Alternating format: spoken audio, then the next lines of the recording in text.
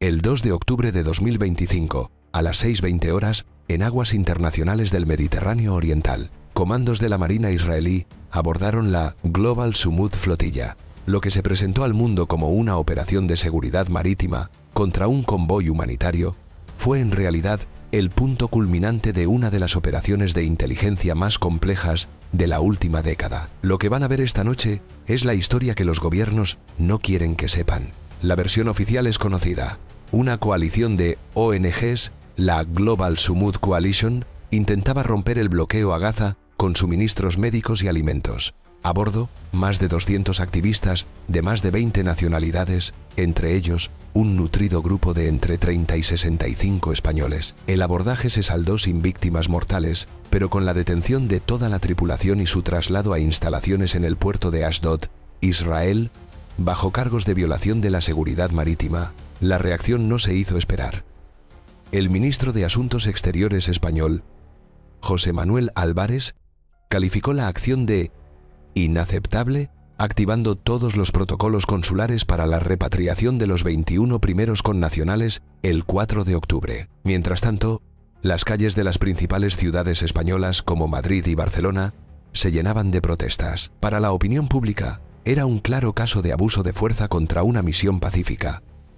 Una violación del derecho internacional en toda regla. Pero, como siempre, la verdad es mucho más compleja, pero en el caos de las detenciones y la diplomacia, un detalle pasó desapercibido para la prensa, pero no para los analistas de inteligencia. Entre los 21 españoles repatriados en el primer vuelo de la Fuerza Aérea Española, había un hombre cuyo perfil no encajaba. Su nombre, Javier Morales, de 42 años, residente en Barcelona, oficialmente un voluntario logístico. Extraoficialmente, una bandera roja en las bases de datos de Interpol. El nombre de Morales activó una alerta silenciosa en el sistema de información de Schengen. No tenía antecedentes penales en España, pero su nombre aparecía en 2 informes de inteligencia italianos y alemanes por sus vínculos con el clan Besa de la mafia albanesa, especialistas en la última milla logística en los puertos de Rotterdam y Amberes. ¿Qué hacía un individuo con estas conexiones en una flotilla humanitaria? La respuesta se encuentra en un dossier clasificado de 300 páginas. Nombre en clave: Operación Noltinus. Una investigación conjunta entre la Unidad Central Operativa de la Guardia Civil y Europol, a la que Operación Esuco ha tenido acceso exclusivo. La historia de Noltinus no comienza en el Mediterráneo, sino 18 meses antes, en un piso franco de la Guardia Civil en Valencia. Un agente de la Unidad de Agentes Encubiertos de la UCO, con el alias Sombra, se infiltra en las redes de captación de voluntarios europeos para causas en Oriente Medio. Su objetivo inicial: monitorizar posibles flujos de financiación del terrorismo. Una misión rutinaria de contrainteligencia. Durante meses, Sombra se convierte en un miembro de confianza, ganando acceso a los círculos internos de planificación de la flotilla, participando en reuniones en Barcelona, Atenas y Túnez. El punto de inflexión llega el 15 de julio de 2025, durante un descuido de uno de los organizadores en una reunión en un café de la calle Adrianou. En Atenas, el agente Sombra logra obtener una imagen física de su iPhone 16. El dispositivo es un muro digital.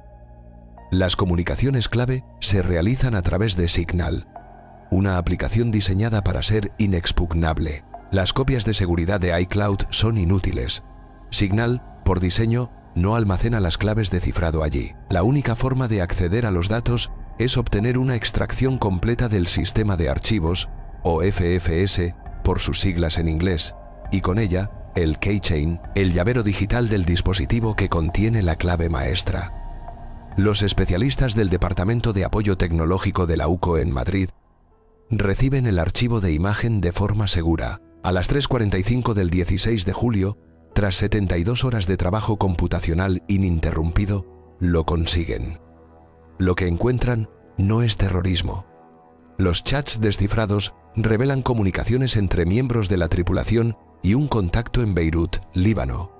No hablan de ayuda humanitaria, hablan de paquetes de software, actualizaciones de firmware y entregas de hardware. La flotilla no solo transportaba medicinas, transportaba tecnología, específicamente 50 dispositivos GPS modificados, de grado militar, modelo TR-200, diseñados no para navegar, sino para ser adheridos magnéticamente a otros buques y rastrear sus rutas en tiempo real con una precisión de 1 metro. La flotilla era un nodo en una cadena de inteligencia marítima, pero ¿quién financiaba esta sofisticada operación de inteligencia? El rastro del dinero, seguido por el Departamento de Delincuencia Económica de la UCO en colaboración con Europol bajo el proyecto Back in Guangxi. México. La facción de los Chapitos del cártel de Sinaloa había inyectado, según estimaciones del dossier, cerca de 30 millones de euros en la operación. El método era una obra maestra del lavado de activos. A través de una red de 3 ONGs fantasma, creadas en 2024 Puente de Esperanza Sinaloa, Futuro Sin Fronteras AC y Manos que Ayudan Culiacán, el cártel realizaba miles de pequeñas donaciones a la Global Summit Coalition. Este esquema, conocido por el Grupo de Acción Financiera Internacional como lavado basado en el comercio, o TBML, enmascaraba pagos por servicios ilícitos como si fueran contribuciones humanitarias. El dinero, ya limpio, se utilizaba para fletar los barcos, comprar los suministros y pagar a los operadores clave, como Javier Morales. Aquí es donde la pieza de Javier Morales encaja en el puzzle. Morales no era un simple voluntario. Era lo que en el argot de inteligencia se conoce como un superfixer, un facilitador de alto nivel cuya función es conectar mundos que nunca deberían tocarse. Su función, ser el puente entre el dinero mexicano y la logística europea. Los clanes albaneses, como el Besa, no trafican directamente. Venden su servicio más valioso: el control garantizado de la cadena de suministro en los puertos más importantes de Europa, un servicio que ofrecen a cárteles latinoamericanos y a la 'ndrangheta italiana por igual. Tras su repatriación, Morales fue sometido a una discreta vigilancia por el Equipo contra el Crimen Organizado, ECO, de la UCO en Cataluña. La intervención de sus comunicaciones llevó a la pieza final. Se recuperaron fragmentos de grabaciones de audio de un dispositivo secundario que portaba. En ellas, se escucha a Morales negociando sobornos con 2 funcionarios de aduanas del puerto de Beirut. La corrupción en este puerto es un secreto a voces desde la explosión de 2020. Un entorno ideal para estas operaciones. El acuerdo: permitir el transbordo de los equipos electrónicos, los GPS, desde un contenedor llegado de México a los barcos de la flotilla, sin inspección, a cambio de 250.000 euros, 30 millones de euros. Un agente encubierto, GPS militares, la mafia albanesa, un cártel mexicano. ¿Para qué? La respuesta es el verdadero objetivo de la operación Nautilus. El cártel de Sinaloa no estaba pagando por mover cocaína. Estaba comprando una autopista. La inteligencia marítima y la financiación eran el pago a sus socios en Gaza por el acceso a una red de túneles y rutas de contrabando a través de la península del Sinaí, un agujero negro fuera del control de Egipto o Israel, un corredor perfecto para el tráfico ilícito. Una autopista para inundar Europa, no con cocaína, sino con la próxima generación de drogas sintéticas, los nitacenos, opioides de diseño, 100 veces más potentes que la heroína y significativamente más que el fentanilo, baratos de producir y casi imposibles de detectar en pequeñas cantidades. Una amenaza que, según el último informe del Observatorio Europeo de las Drogas y las Toxicomanías, podría desatar una crisis de salud pública sin precedentes en el continente. La intercepción de la flotilla por parte de Israel, por tanto, no fue el final de la operación, sino una interrupción accidental que la sacó a la luz. La red de financiación y logística ha quedado expuesta, pero la ruta del Sinaí sigue abierta, y los cargamentos de precursores químicos, según la inteligencia más reciente, ya están en movimiento. La pregunta que ahora se hacen en la sede de Europol y en la UCO no es si han detenido la amenaza, sino si la Global Summit Flotilla fue solo la primera batalla de una nueva guerra por el control del narcotráfico en Europa que está a punto de comenzar. En la segunda parte de nuestro informe, analizaremos la detención e interrogatorio de Javier Morales y la carrera contrarreloj para desmantelar esta red antes de que sea demasiado tarde. La detención de Javier Morales en suelo español no fue el final. sino el verdadero comienzo de la operación Nautilus. No se le sometió a un interrogatorio convencional, sino a lo que la Unidad Central Operativa denomina un debriefing táctico. El objetivo no era una confesión, sino la explotación de la inteligencia que portaba. El foco de los especialistas del Departamento de Apoyo Tecnológico de la UCO fue el dispositivo secundario que se le incautó. Un teléfono Bittium Tough Mobile 2, un terminal de fabricación finlandesa con cifrado de grado militar. El análisis forense reveló una partición de memoria oculta, protegida por un contenedor cifrado con el software VeraCrypt. Dentro, los agentes no encontraron mensajes, sino un libro de contabilidad digital. Este registro detallaba una serie de pagos al clan Besa, pero no en euros ni en dólares. Las transacciones se realizaban exclusivamente en Monero, una criptomoneda cuyo protocolo, conocido como Ring Signatures, está diseñado para ofuscar el origen, el destino y la cantidad de cada transferencia, convirtiéndola en la opción preferida de las organizaciones criminales más sofisticadas para transacciones que requieren un anonimato casi absoluto. Junto a los hashes de las transacciones, el libro de contabilidad contenía un único punto de contacto: los datos de un bufete de abogados en Nicosia, Chipre. Con este nuevo hilo, la investigación de la UCO y Europol pivotó hacia la arquitectura financiera que sostenía toda la operación. Las 3 ONGs mexicanas identificadas en la fase inicial, Puente de Esperanza Sinaloa, Futuro Sin Fronteras AC y Manos que Ayudan Culiacán, eran la fachada de un sofisticado esquema de lavado de dinero basado en el comercio, o TBML, por sus siglas en inglés, una técnica perfeccionada por el cártel de Sinaloa para mover grandes volúmenes de capital ilícito a través de transacciones comerciales aparentemente legítimas. Los fondos, disfrazados como miles de pequeñas donaciones humanitarias, no se transferían directamente a la coalición de la flotilla. Primero, se canalizaban a una sociedad holding en Malta, para después ser distribuidos a una red de corporaciones fantasma en Chipre. Entidades con nombres como Aetos Maritime Logistics y Kyrenia Shipping Solutions, que según los registros mercantiles chipriotas se dedicaban a la consultoría marítima, pero que en realidad eran meras empresas buzón, letterbox companies, sin oficinas físicas, sin empleados y sin actividad económica real. Todas ellas estaban administradas por un único despacho: Demetrio Associates. El bufete de Nicosia encontrado en el teléfono de Morales, una firma especializada en la creación de estructuras corporativas en capas para ocultar la identidad de los beneficiarios finales, una táctica que frustra sistemáticamente las investigaciones financieras. El dossier de la operación Nautilus detalla códigos de transacción SWIFT específicos y números de cuenta en el Cyprus Commercial Bank, una entidad ya señalada por Mocas, la Unidad de Inteligencia Financiera de Chipre, por sus laxos controles contra el blanqueo de capitales. La cifra total de dinero lavado fue reevaluada. Los 30 millones de euros iniciales eran solo la punta del iceberg. El análisis completo reveló una inyección de capital de más de 75 millones de euros. La flotilla no era el objetivo final. Era una inversión estratégica dentro de un plan mucho más ambicioso. La información extraída del dispositivo de Morales también permitió descifrar el verdadero alcance del servicio prestado por el clan albanés Besa. El soborno a los funcionarios portuarios en Beirut, documentado en las grabaciones, no fue un hecho aislado. Era una transacción estándar dentro de un sistema de corrupción institucionalizado, cruzando la inteligencia de la UCO con las bases de datos de Europol.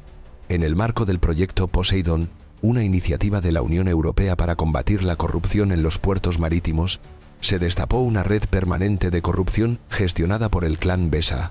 Esta red no se limitaba a un solo puerto. Tenían activos agentes de aduanas, operadores de grúas, personal administrativo y planificadores logísticos en al menos 3 de los principales nodos logísticos de Europa: Amberes, Rotterdam y Valencia. El clan no vendía drogas, vendía impunidad. Ofrecían un servicio exclusivo conocido en el submundo criminal como el sello Besa, la garantía de que un contenedor específico pasaría por los controles sin ser inspeccionado, sin importar su contenido. Este modelo de negocio se basa en una paradoja de la seguridad moderna. A medida que la tecnología de escaneo de contenedores y los sistemas de vigilancia se vuelven más avanzados, el valor de un activo humano corrupto en el interior del sistema aumenta exponencialmente. El control de este factor humano se convierte en el cuello de botella más valioso de la cadena de contrabando, un servicio por el que los cárteles están dispuestos a pagar millones. Los precedentes, como las investigaciones derivadas del desmantelamiento de la red de comunicaciones encriptadas SKECC, ya habían demostrado la profunda infiltración criminal en el puerto de Amberes. El sello BESA era la industrialización de esa vulnerabilidad. Finalmente, el análisis de los 50 dispositivos GPS modelo TR-200 recuperados de la flotilla reveló el verdadero propósito de la operación. El Servicio de Electrónica de la Guardia Civil determinó que no eran simples rastreadores comerciales. Se trataba de unidades militares AN dividido por PSN 13 amperio, conocidas como Dagre Defense Advanced GPS Receiver, modificadas. Estos dispositivos, aunque potentes, pertenecen a una generación de tecnología que el ejército de Estados Unidos está reemplazando progresivamente para implementar su nueva señal encriptada M-Code más resistente a interferencias. Esta transición tecnológica crea un mercado gris y negro de material militar obsoleto, pero aún altamente eficaz, accesible para actores no estatales con suficiente financiación. El análisis del firmware modificado de los DAGR desveló su verdadera capacidad. No estaban diseñados para rastrear, sino para suplantar señales, una técnica conocida como GPS spoofing. El plan del cártel, bautizado internamente como Proyecto Espectro, no era una operación de inteligencia pasiva para vigilar a sus rivales, era una capacidad ofensiva para manipular la logística marítima a escala industrial. Al adherir estos dispositivos a buques de carga legítimos o a barcos de organizaciones rivales, podían transmitir coordenadas falsas a los sistemas de vigilancia global, creando barcos fantasma para desviar la atención de las patrullas de guardacostas, o alterar sutilmente la ruta reportada de un buque para guiarlo, sin que su tripulación lo supiera, a una sección específica de un puerto controlada por un equipo del clan BESA, listo para la descarga. El cártel de Sinaloa no estaba comprando una ruta, estaba comprando el control del propio mapa. Con toda esta información, la escena inicial adquiere un significado completamente nuevo. 2 de octubre de 2025, 6:20 horas, Mediterráneo Oriental. Mientras los comandos de la unidad Shayetet 13 de la Marina israelí abordan los barcos de la Global Sumud Flotilla, su objetivo es puramente geopolítico: impedir la ruptura del bloqueo a Gaza. Son completamente ajenos a que están, en ese preciso instante, desbaratando la fase final de una de las operaciones de narcotráfico más audaces de la historia. A miles de kilómetros, en una sala de situación en la sede de Europol, en La Haya, analistas de la UCO y de otras agencias europeas no observan los acontecimientos con preocupación diplomática, sino con una urgencia operativa máxima. Saben que el hardware del proyecto Espectro viaja en las bodegas de esos barcos. La aparente crisis internacional es para ellos una oportunidad de oro. La colaboración se activa a través de canales seguros, amparada por el acuerdo de trabajo vigente entre Europol e Israel. Tan pronto como los dispositivos electrónicos son incautados por las fuerzas israelíes, se solicita su transferencia inmediata para análisis forense a través de la aplicación de la Red de Intercambio Seguro de Información, conocida como Siena, el sistema de comunicaciones encriptadas que conecta a Europol con sus socios estratégicos. La indignación pública y las protestas diplomáticas del gobierno español se convierten en la cobertura perfecta para una operación de inteligencia coordinada y silenciosa. Ahora, todos los puntos se conectan en un engranaje oculto pero perfectamente lógico. La misión de ayuda humanitaria fue el camuflaje ideal, una operación diseñada para instrumentalizar la atención mediática y la simpatía de la opinión pública como un escudo protector. Los más de 200 activistas a bordo, en su mayoría bien intencionados, actuaron como idiotas útiles, proporcionando una coartada humana y una negación plausible a toda la estructura. Javier Morales era el engranaje profesional, el superfixer, que conectaba la estrategia financiera del cártel de Sinaloa en México con la ejecución logística del clan BESA en Europa. La inversión de 75 millones de euros no era para asegurar una única ruta de contrabando para los nitacenos. Era el coste de adquisición de una capacidad estratégica, el Proyecto Espectro, que habría otorgado al cártel una ventaja asimétrica decisiva en el mercado europeo de la droga durante al menos una década. La intercepción israelí, un evento geopolítico completamente ajeno a la trama, fue el cisne negro, el factor impredecible que hizo colapsar todo el castillo de naipes. Y la rápida repatriación de los ciudadanos españoles, gestionada por el Ministerio de Asuntos Exteriores, obedeció a un doble imperativo: el deber consular público y la necesidad imperiosa de la UCO de poner a Javier Morales en suelo español para iniciar la fase final de explotación de inteligencia de la Operación Nautilus. El desenlace judicial de la Operación Nautilus fue deliberadamente anticlimático y se gestionó lejos del foco mediático. Javier Morales fue procesado por la Audiencia Nacional, pero no por la totalidad de la conspiración. Los cargos se limitaron a pertenencia a organización criminal y blanqueo de capitales, por los que fue condenado a una pena de 8 años de prisión. La información más sensible: la existencia del agente encubierto Sombra. Los detalles técnicos del Proyecto Espectro, la identidad de los funcionarios portuarios corruptos y la estructura financiera completa en Chipre, nunca se presentó en un tribunal abierto. Fue clasificada como secreto de Estado para proteger las fuentes y los métodos de la Guardia Civil y Europol. El bufete Demetriou Associates fue objeto de una investigación formal, pero las complejas capas de propiedad corporativa resultaron legalmente impenetrables, un muro diseñado precisamente para resistir el escrutinio judicial. En las 72 horas posteriores a la detención de Morales, ninguno de los líderes del clan Besa ni de la facción de los Chapitos fue formalmente imputado en esta causa. En el mundo de la lucha contra el crimen organizado transnacional, la justicia completa a menudo se sacrifica en el altar de la preservación de la inteligencia. La Operación Nautilus fue una victoria táctica innegable, pero una que revela un estancamiento estratégico. Se neutralizó el Proyecto Espectro y se interrumpió una autopista para los nitacenos, pero las estructuras subyacentes que hicieron posible la operación permanecen intactas. La demanda de opioides sintéticos en Europa, una crisis sanitaria advertida por el Observatorio Europeo de las Drogas y las Toxicomanías, sigue en aumento. El modelo de corrupción como servicio ofrecido por el clan Besa ya está siendo comercializado a otros sindicatos criminales. La arquitectura financiera global, con sus paraísos fiscales y sus facilitadores profesionales, sigue operativa, lista para servir al próximo cliente. El cártel de Sinaloa ha absorbido la pérdida de 75 millones de euros como un coste operativo y, según informes de inteligencia, ya está explorando rutas y tecnologías alternativas. El ecosistema criminal ha demostrado su resiliencia. Se le ha herido, pero no se le ha matado.